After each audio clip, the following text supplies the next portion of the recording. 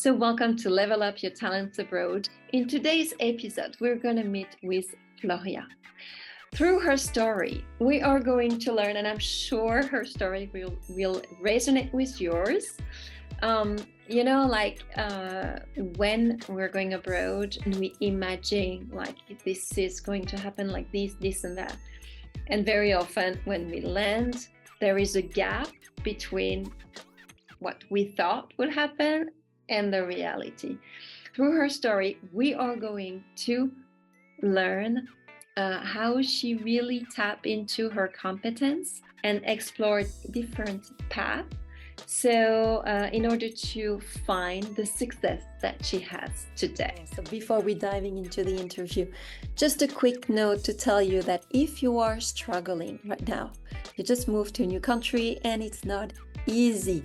You probably feel alone, overwhelmed, and probably lost and you don't know where to start. I've got something for you. This is the program that I designed, Highlight Your Expatriation and Beyond. The program is designed to help you feel empowered to take the lead of your expatriation.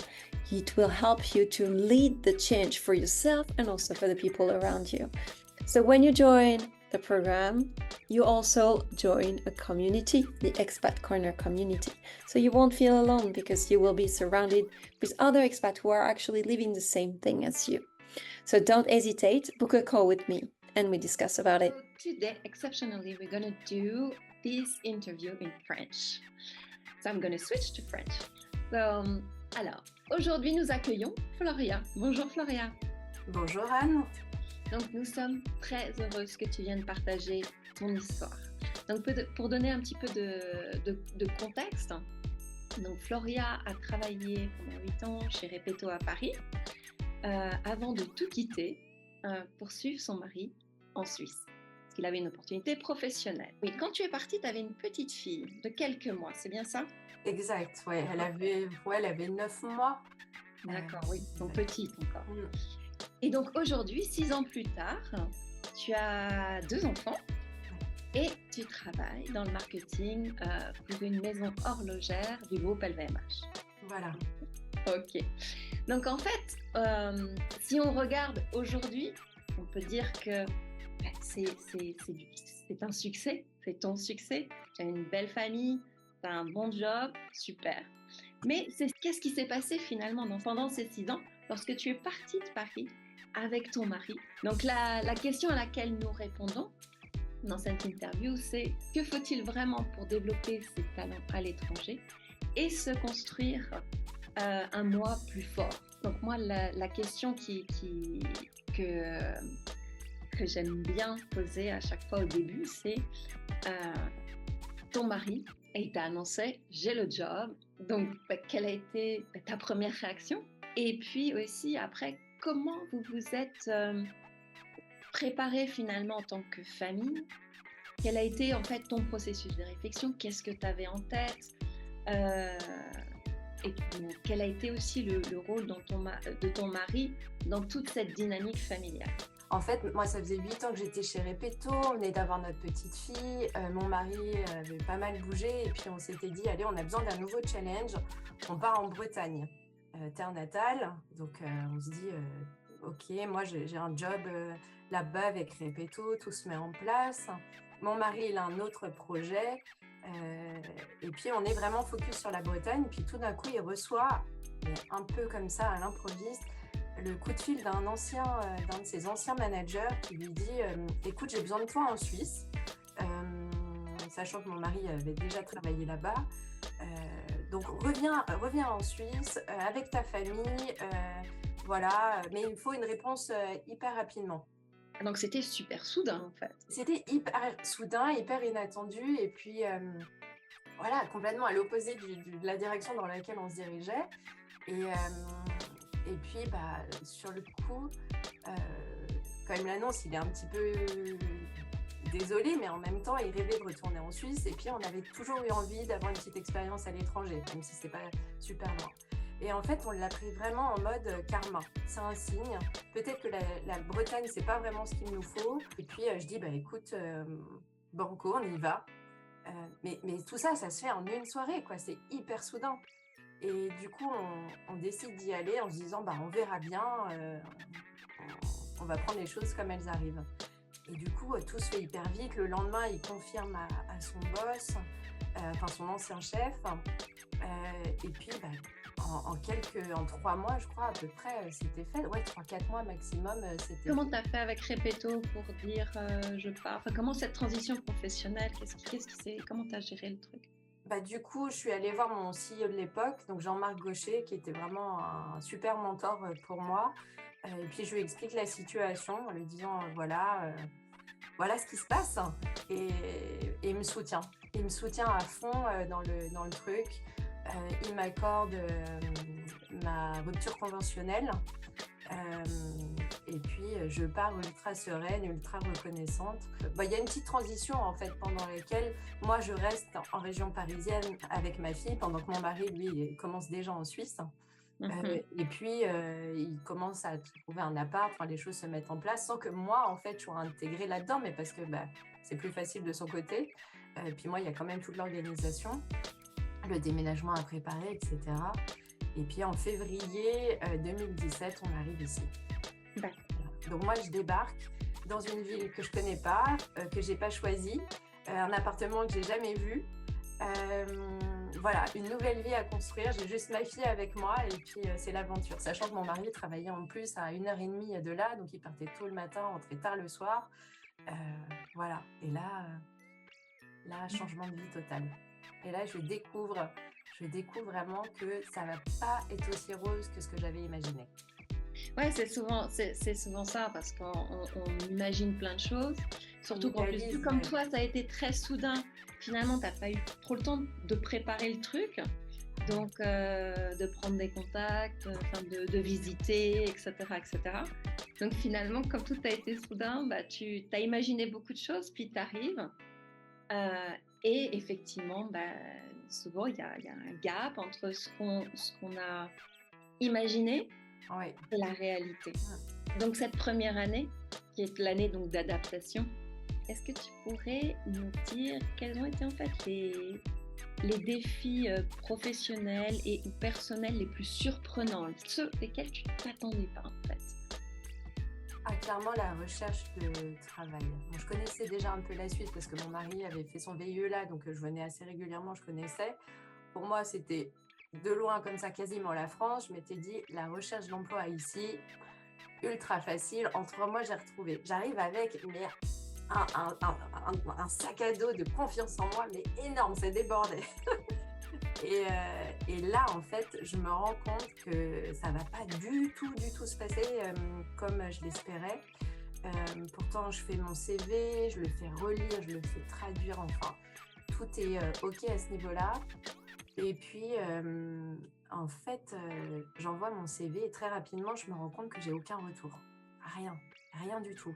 Silence radio. Je me dis, il y a quand même un truc bizarre. Je pensais au moins qu'il y aurait quelques prises. Donc ça, j'arrive en février, mars, avril, mai, juin. Ouais, pendant tous ces mois, je me dis, oula, vraiment, j'ai pas du tout, je décroche pas d'entretien. En plus, j'ai ma fille, voilà, je me retrouve à la maison toute seule. J'ai plus mon sport, j'ai plus mes amis, j'ai plus ma sphère professionnelle, j'ai plus mon indépendance financière non plus. Et c'est pas à négliger. Je me rends compte que voilà, mes recherches d'emploi n'aboutissent pas. Je me dis, mais en fait, c'est quoi maintenant mon nouveau rôle, quoi? Enfin, c'est de rester à la maison, femme au foyer. Ça me correspond pas. Ouais. Je m'épanouis pas là-dedans. Être que avec ma fille, bah, j'adore ma fille, je l'aime à la folie, mais pareil, être que maman, ça me correspond pas non plus. Et voilà. Et là, du coup, pour moi, ça commence à être très compliqué. Je sens que doucement, je perds vraiment confiance. Je perds l'appétit, je perds ma joie de vivre. Je me rends compte que ouais, je suis en train d'être l'ombre un petit peu de moi-même. Ouais. Voilà. Et ça a été une grosse surprise. Oui, parce que tu ne savais pas pourquoi, en fait. Tu n'avais pas de retour. C'est Oui, ça, c'est rien. Ouais, rien. Rien du tout. Voilà, donc là, tu décris les premiers mois où ça a été vraiment compliqué professionnellement. Ça a été la Donc découverte. parce que donc tu avais pas de débouché professionnel, donc personnellement, bah, forcément on s'essouffle. On sait donc que tu as trouvé un job. Donc qu'est-ce Et qui pas t'a tout de suite. permis en fait de tenir bon? Qu'est-ce qui t'a permis de vraiment, bah, continuer à chercher finalement? Quelles ont été tes armes? Alors, à ce moment-là, je me dis: «Il faut que je me prenne en main, je peux pas me laisser, sombrer comme ça» et il y a 2, je vois 2 alternatives. La première, le réseau. Heu, je rencontre finalement à ce moment-là des gens du réseau, pour ma recherche d'emploi, mais en fait pas que. Aussi pour, retrouver un lien social parce que ça me manquait terriblement et là, ça me fait un bien fou. Je rencontre des gens, mais incroyables. Hem, et puis finalement, je décide avec l'aide de Patricia Weid de reprendre l'animation de la tribu, suisse et ça, pour moi, ça a été un peu ma rédemption, quoi. Ça a été un nouveau souffle. Je me sens à nouveau utile. J'ai un cercle autour de moi. Je me sens soutenue, en fait. Je me sens plus seule. Je sens qu'il y a quelque chose, une énergie qui m'entoure. Hem, un Mais peu il y de a l'ordre d'une petite famille, en fait. Ouais. Mais il y a Et quelque chose de vachement intéressant dans ce que tu dis, c'est-à-dire que tu es allée voir le réseau, mais t'as, comment dire, t'as pas été passive avec ce non, réseau. Tu je t'es vraiment m'investis dedans. investie pour faire des choses, pour faire des projets qui ont du sens pour toi. Tu as organisé plein de choses, tu as fait vivre euh, la tribu Néoma enfin de l'école. Tu l'as vraiment fait vivre, tu as organisé plein de choses. Et ça, ben, ça t'a redonné de l'énergie. Donc voilà, donc ça a été parce que tu étais aussi active en fait et J'ai investie.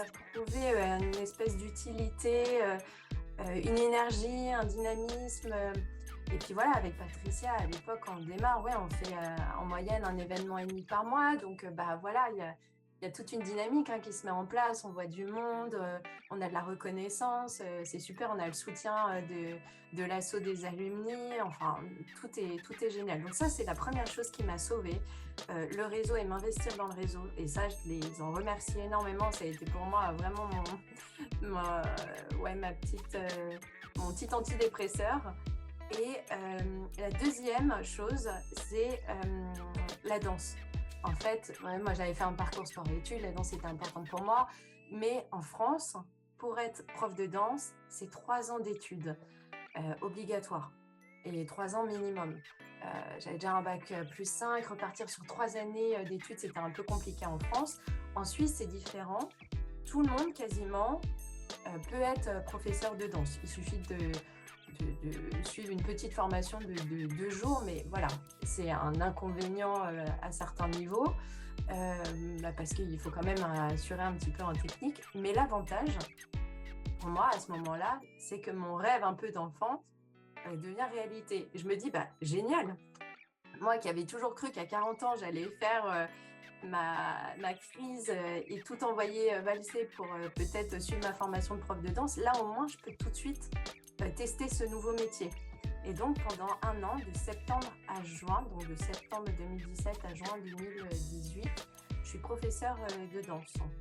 Donc ça, c'est pas énormément d'heures, mais ça me permet pareil de retourner à mon métier, enfin ma passion, et pareil de reprendre le contrôle un peu de mes émotions, de ma vie, de mon corps, etc. Et pendant cette année de danse, c'est aussi l'année pendant laquelle je porte mon deuxième enfant. Euh, et voilà, puis je me rends compte très vite que finalement, c'est pas du tout le métier qui me correspond. On peut être danseuse, mais être prof de danse, c'est encore un autre métier. Et là, je me dis, en fait, c'est pas pour moi. Mais je suis contente de l'avoir testé. Au moins, voilà, c'est un peu coché sur ma liste de vie. Mais je réalise que c'est vraiment le fait d'être dans une société, d'avoir des challenges, de travailler avec les autres qui me correspond le plus. Et donc, à la fin de mon congé mat, bah, je retourne sur le marché de l'emploi. Alors qu'est-ce qui a changé en fait dans ta démarche, dans ton approche? Bah, la première, c'est que j'avais vraiment fait une pause en fait dans ma recherche d'emploi en étant prof de danse.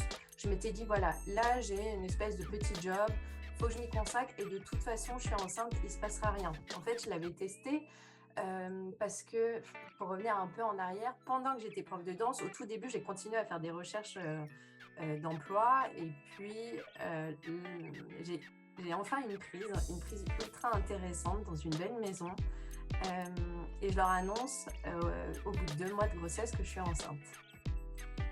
Et là, au moment de signer, je leur annonce, voilà, je préfère être hyper honnête avec vous, je suis enceinte. Et en fait, du jour au lendemain, j'ai plus du tout de nouvelles. Je ne vois pas le contrat, ils répondent plus au téléphone, etc. Donc, je comprends qu'il faut que j'arrête complètement de rechercher un travail. Donc, pendant toute la période où je suis prof de danse, je me consacre finalement qu'à ça. Je me dis, allez, c'est un signe, encore une fois, donc tu le fais à fond et puis tu en tireras les conclusions qu'il faut. Donc, j'en tire les conclusions, ce n'est pas pour moi. Mais c'était génial. J'ai mes 2 enfants. Maintenant, je peux retourner à ma vie d'avant, ma vie de marketeuse. C'est vachement intéressant ce que tu dis parce que finalement, ton histoire le prouve, c'est que souvent on se met une pression temps, faut que ça arrive tout de suite maintenant. Et là, le fait que tu te sois donné le temps aussi. J'ai la chance pour ça d'avoir le soutien entier de mon mari aussi. Ça, c'était vraiment pas négligeable. Voilà, mais lui, il me disait, vas-y, teste, t'as envie d'être prof de danse, t'as mon soutien. Super. Voilà, j'ai pas eu de pression, en tout cas, de mon mari, je l'en remercie énormément. Et heureusement, parce que c'était déjà compliqué. S'il y avait eu ça en plus, là, je crois que je prenais mes bagages, les enfants, et puis je rentrais en France. Ce que je vois, c'est ta confiance dans la vie, ta confiance dans le processus finalement pour recréer une vie, ta confiance avec ton mari qui te fait confiance. Et ça a l'air d'être quelque chose, vraiment un outil très très important lorsqu'on s'expatrie. Cette confiance et se donner le temps. Exact. Ouais, mais... Donc une fois que tu as été maman, voilà, et que tu as vraiment décidé, donc tu as vu que la danse, c'était super, mais que ça t'allait pas en faire ton métier. Donc tu t'es remise à chercher du boulot, tu t'es remise sur le marché du travail. Donc quelle a été en fait ta clé de succès? Là, c'est clairement mon chasseur de tête. C'est la seule personne qui a cru en moi. Quand je lui ai envoyé mon CV, je pense que dans les 10 minutes après, il m'a appelé. Il m'a rencontré, il m'a coaché, il m'a challengé. Voilà, c'est vraiment une personne qui compte beaucoup parce que c'est lui qui m'a permis en fait de sortir de cette situation. Et rien que psychologiquement, savoir qu'il y a quelqu'un qui reconnaît votre CV, qui vous dit « Ah, mais vous valez quelque chose, je vais forcément avoir des pistes pour vous » ou voilà, enfin, ça n'a pas de prix en fait. Moi, ça a été vraiment une personne qui a tout déclenché finalement. Ouais, exactement, qui a été vraiment... Qui a cru en toi. Ouais, qui a cru en moi, mais qui a vraiment permis de faire basculer positivement la situation. Et aujourd'hui, c'est un ami. Enfin, voilà, ça ne pourrait pas être autrement de toute façon. Déjà parce qu'il a des qualités personnelles aussi top, mais parce que voilà, il a été là dans les moments durs, à me rebooster, voilà. Et ça, c'est hyper important. Ça a été voilà, une espèce de mentor. Hein. Ouais. Donc en fait, ce que tu es en train de dire, c'est que si on parle dans un contexte un peu plus large, ça veut dire que si tu cherches du boulot en Suisse, donc prendre un chasseur de tête, et peut-être que si tu en as un avec qui il n'y a pas forcément de feeling, peut-être aller en chercher un deuxième, voire un troisième. Oui. Chercher vraiment un partenaire, plus qu'un chasseur de tête, mais vraiment un partenaire qui croit en toi et tes talents pour trouver un boulot en Suisse. C'est ça? Exact. Non, c'est hyper important. Hyper important, quelqu'un qui va porter justement votre CV, quelqu'un qui va aussi pointer du doigt ce qui va pas, mais qui va permettre justement de voir un petit peu un peu la lumière au bout du tunnel, quoi. On sent, moi, je me suis sentie tenue par la main, enfin guidée. Bon, bien sûr, il y a mon mari qui m'aidait beaucoup, mais ça reste la sphère personnelle et on a besoin de quelqu'un dans la sphère professionnelle qui va nous, ouais, Comme un qui va vraiment mentor, finalement. ouais, qui va nous accompagner, qui va nous challenger, ouais, vraiment, c'est ça aussi. Aujourd'hui, donc la phase d'adaptation est finie, terminée. Donc là, tu es complètement installé. Vous avez recréé votre réseau, votre vie ici. En quelques mots, comment tu décris la vie en Suisse? Je trouve que ici, j'ai vraiment trouvé un équilibre de vie pro-perso. Les journées, elles commencent tôt, mais moi, à 17h30, je pars du travail et je récupère mes enfants à 18h et voilà, j'ai un peu de temps avec eux. Le soir, on va se baigner dans le lac l'été. L'hiver, on va skier. Enfin, pour moi, c'est vraiment ça. J'ai appris à, à un peu ralentir le rythme, à plus peut-être profiter. Alors que moi, à Paris, j'ai adoré, hein. Mais c'est plus, voilà, on enchaîne un peu tout ce qu'on peut dans un temps limité. Voilà. Là, j'ai appris à ralentir. Donc, ça fait du bien de ralentir. Ça fait du bien, ça fait beaucoup de bien. Euh, Dis-moi, donc en regardant l'ensemble de ton expérience à l'étranger, donc en Suisse, quelles sont les compétences humaines que tu as développées au fil de ces années et comment jouent-elles en fait un rôle aujourd'hui dans tes décisions en tant que mère, en tant qu'épouse, en tant que manager, comment elles viennent jouer en fait au quotidien? Je pense que vraiment j'ai appris maintenant un peu plus aussi la patience, à moins vouloir, comme tu disais, les choses tout de suite maintenant. Je sais qu'il y a un temps pour chaque chose. Après, je vais plus vers des nouvelles personnes. Je trouve que voilà, maintenant c'est important pour moi de m'entourer de plein de personnalités, alors que peut-être à Paris j'avais mon cercle et puis voilà, j'étais un peu plus enfermée là-dedans. Là, aujourd'hui, j'hésite pas au contraire, j'adore aller rencontrer voilà, de nouvelles personnes, des nouvelles mamans, des gens peut-être avec lesquels j'aurais jamais discuté avant. Ouais, chacun ici a son parcours. En Suisse, voilà, il y a vraiment quelque chose de très multiculturel. On vient tous de pays différents. C'est assez rare finalement. En tout cas là, moi où j'habite, d'avoir des gens 100% suisses, même si on en a quand même autour de nous. Mais voilà, on est vraiment entouré de plein d'histoires différentes. Chacun a vécu cette arrivée en Suisse de manière complètement... ouais, chacun à sa manière en fait. Et Donc voilà. finalement, on a parlé pas mal des challenges, des obstacles que tu as rencontrés, mais quels ont été, enfin, j'imagine que ça fait partie des bonnes surprises de la Suisse. Ça, c'était génial.